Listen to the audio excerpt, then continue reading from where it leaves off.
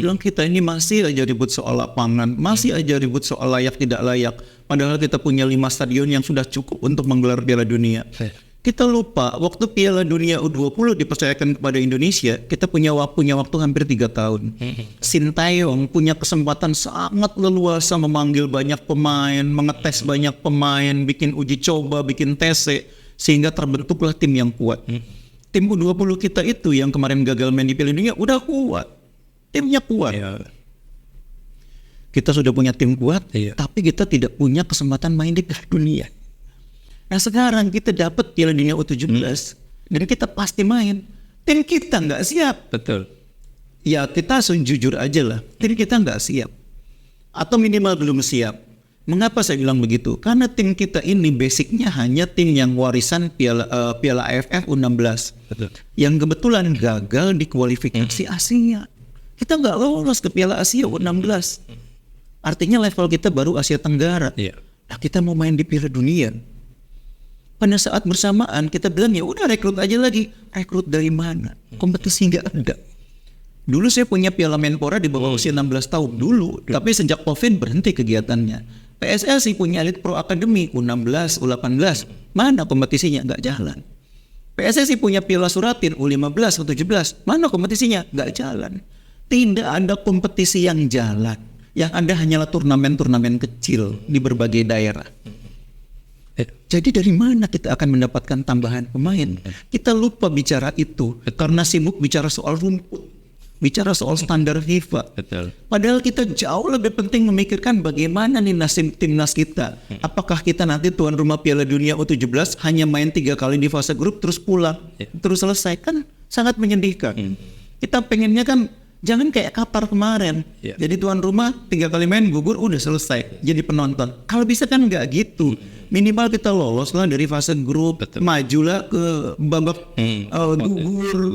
Kalau bisa masuk semifinal lebih hebat lagi. Nah gimana caranya itu? Kalau bisa sih kita berdebatnya di situ, habiskan energi di situ. Nah sekarang dengan situasi yang kayak begini, hari ini masih seleksi. Kan waktunya kita nanti persiapan tim tidak lebih dari 2 bulan. Iya, pasti 2 bulan itu maksimal. 2 bulan. 2 bulan terus gimana? TC. Di sini nggak ada lawan, harus keluar. Nah kan harus dipikirkan itu. Jauh lebih penting kita memikirkan nasib tim kita daripada sekarang berdebat soal rumput stadion, soal kelayakan stadion, soal standar stadion yang sebetulnya bukan wilayah kita untuk membuat keputusan. Lebih baik kita percayakan kepada FIFA biar energi kita tercurahkan untuk sama-sama mikirin timnas U16-nya atau tim U16. Banyak yang membilangkan kalau U16 itu bukan timnas. Indonesia U16 udahlah, itu jangan berdebat soal gitu-gitu lagi. Pokoknya tim kita harus bisa bersaing di Piala Dunia U16 nanti, U17 nanti. U17. Berarti yang ada siapa, Pak? Itu kan warisannya Bima Sakti waktu juara Piala AFF U16.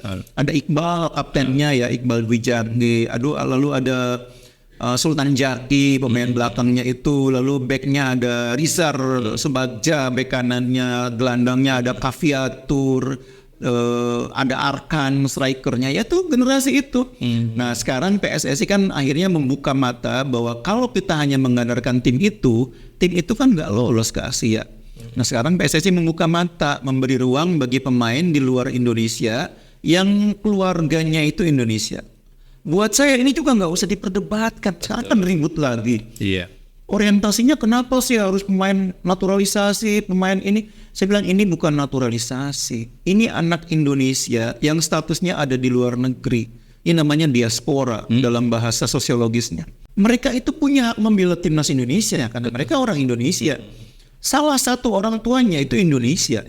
Kalau nggak ibunya, bapaknya. Paling jauh neneknya. Dan orang ini punya hak karena mereka adalah pewaris darah Indonesia. Jadi kalau buat saya nggak usah diperdebatkan. Kalau memang kualitas mereka nggak bagus kan nggak akan dipilih. Kan kita mendatangkan mereka, memberi mereka kesempatan karena kita ingin memberikan persaingan kepada pemain-pemain lokal yang sudah ada, yang tidak pernah berkompetisi selama ini, supaya mereka bisa sama-sama menunjukkan siapa yang terbaik di antara mereka. Kalau buat saya nggak masalah mendatangkan diaspora, mendatangkan pemain yang kan ada juga yang statusnya diaspora, ada juga yang statusnya Indonesia murni, bapak ibunya Indonesia, cuma bapaknya kerja di Qatar misalnya. Kan ada juga yang begitu. Bapak ibunya Indonesia, bapaknya kerja di London, misalnya kerja di kedutaan, kan itu boleh juga. Jadi jangan batasi dari mana mereka berasal, batasi dengan standar kemampuan. Kalau dia mau memperkuat timnas Indonesia, kemampuannya harus begini. Itu yang kita bangun, batasan. Tapi bukan berarti kalau bukan Indonesia, kalau nggak main di Indonesia, nggak berasal Indonesia, nggak boleh. Kita berpikir picik namanya. Apa karena proses naturalisasi itu yang dipermasalahkan? Gini, Mungkin nanti aturan atau regulasinya yang nggak jelas itu. tidak semua orang memang suka naturalisasi karena naturalisasi itu dianggap menghambat proses pembinaan. Enggak sebetulnya. Enggak.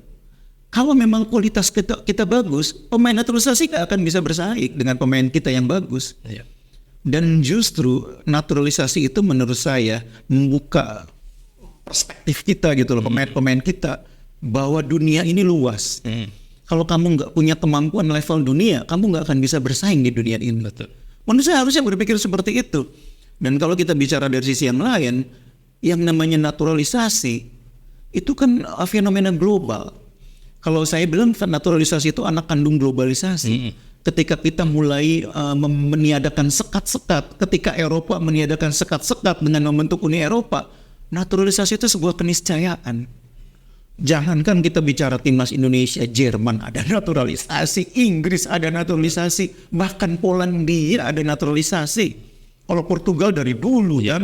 Jadi naturalisasi itu fenomena global. Kita nggak bisa melawan fenomena global.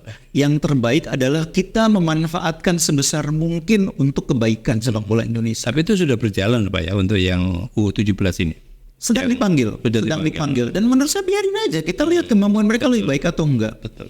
Apalagi katanya ada anak yang ibunya orang Indonesia, ayahnya orang Brasil, sekarang berkompetisi di Brasil. Ya kalau memang dia memenuhi syarat, kenapa enggak buat saya? Yang penting itu memang dia berhak. Kecuali kalau enggak, dulu kan pernah ada PSSI itu bikin program zamannya Nurdin Halid ya. Iya. Datengin sekian pemain dari Brasil yang enggak jelas latar belakangnya mau dijadiin Indonesia, itu saya enggak setuju memang. Kalau ini kan orang Indonesia, minimal separuh darahnya tuh Indonesia, cuma memang tidak berdomisili di Indonesia. Hak mereka ada.